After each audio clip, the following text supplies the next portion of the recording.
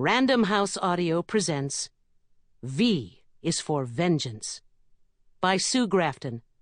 This is Judy Kaye.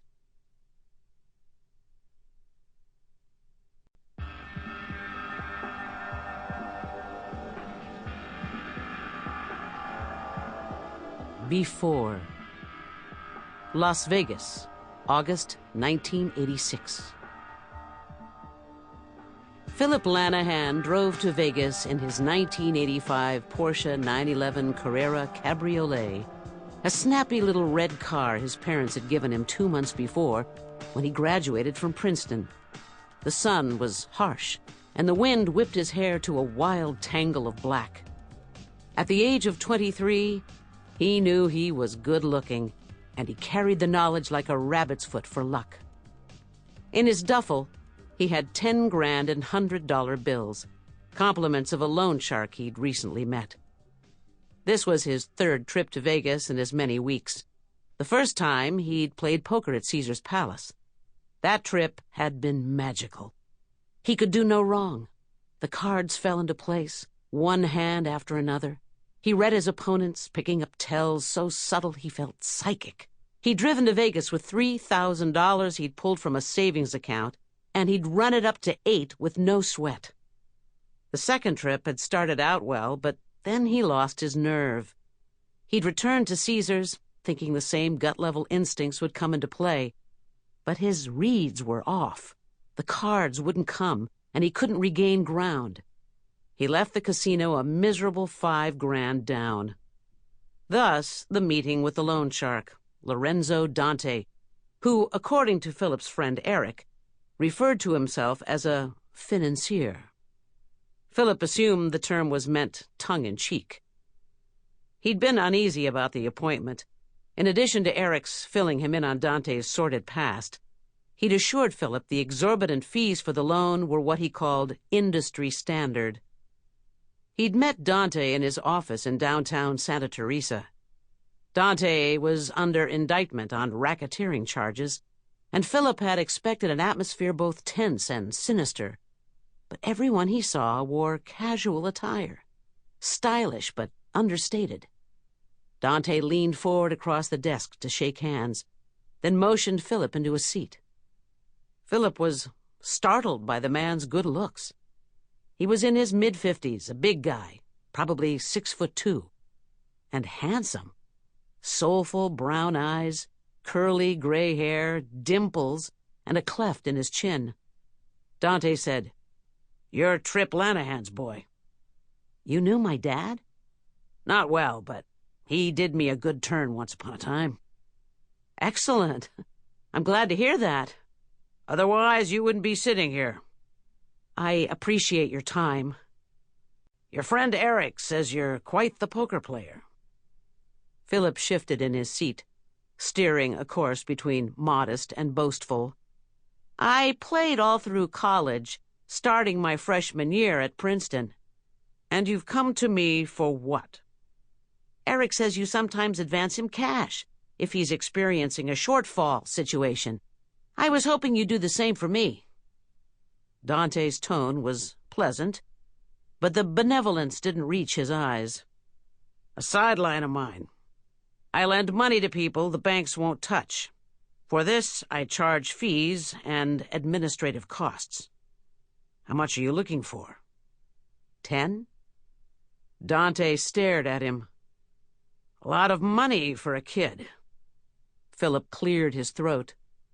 "Well, 10. 10 gives me breathing room. That's how I look at it, at any rate." "I take it Eric explained my terms." Philip shook his head. "Not entirely. I thought I should hear it from you." "The charge is $25 per 100 per week, payable along with the principal when the note comes due. All I care about is getting my money back." "No problem. You have my word." Dante stared at him until he looked away. "How much time are we talking here?" "A week?" Dante reached over and flipped a page on his desk calendar. "Monday, August 11th. "That'd be great." Dante made a note.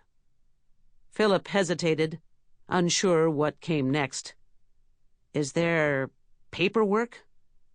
"We shake hands and it's done.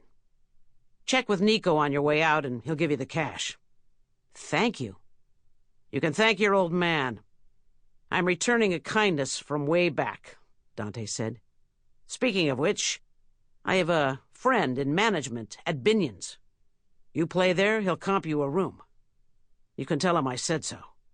"I'll do that, and thank you so much." Binion's had seen better days, but Philip's room was nice enough. He dropped his duffel, put 7 of his 10 grand stake in his pocket, and went down to the floor where he traded the cash for chips. He spent a few minutes circling the poker room, getting a feel for the place. He was in no particular hurry. He was looking for a loose table, one where a lot of money was being tossed out on each hand. Once he'd made the rounds, he had the board person put his name on the list for the no-limit game on table number 4 or 8. This was no-limit Texas Hold'em, with a 5 grand buy-in, rich stakes for his blood, but it was the only way he could think of to recoup his losses and put himself back on top. He preferred to play at the even-numbered tables, 4 being his lucky number. The first opening was seat 8 at table number 8, which he decided to view as a good omen, both being multiples of 4. Philip placed his chips to his right and ordered a vodka tonic. There were 6 guys already in the game, and he entered in late position, which gave him a nice preview of the action. He let a couple of hands go by, showing discipline by folding on a jack-queen and then a pair of 5s. Small pocket pairs, which rarely hit the flop, were tempting to bet and therefore dangerous. Playing with borrowed money, he felt a certain burden to perform. Ordinarily, he liked the pressure of play because it sharpened his wits. Now he found himself tossing in hands that, on other occasions, he might have pushed. He picked up a small pot on 2 pair, and 6 hands later won $1,500 on a wheel. He hadn't lost anything to speak of, $400 max, and he felt himself grow calmer as the vodka flowed into his system. He played for an hour, pulling in 5 more small pots. He hadn't hit his rhythm, but he knew patience would pay off. An older man left his seat, and a woman sat down, a pale blonde in her 40s with a scar across her chin.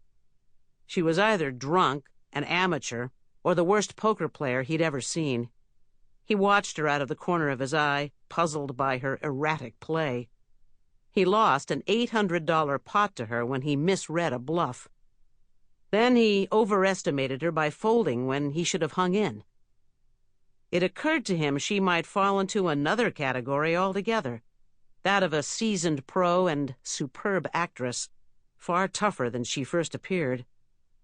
Philip took a break, returning to his room just long enough to pick up the rest of his stake. He went back to the casino. After 6 hours of play, there was serious money on the table, maybe 15 grand. The blonde's betting was aggressive and unpredictable. The next time he came up against her, he'd been dealt pocket aces. After the flop, the turn, and the river, he figured the woman had pocket kings or queens, which meant she was looking at a straight or a flush. He had a full house, aces full of 2s, which would beat either one. Doubt obscured his instincts. He couldn't remember what his gut had been telling him. Time seemed to stretch. She had gotten him once, and if she was a killer, she'd get him again. Fuck it, he thought, and he went all in. The dealer pushed her winnings forward. Philip was in shock, so convinced the hand was his that he couldn't absorb the fact of her 4 of a kind, all deuces. She played him, and just as he thought he'd gotten off, she pulled the rug out from under him again. He got up abruptly and left the table. Of his original 10 grand, he had $400 in chips. He took the elevator to the 4th floor, surprised when he realized it was dark outside.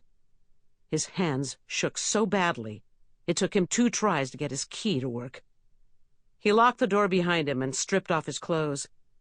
He showered and shaved, Sample complete. Ready to continue?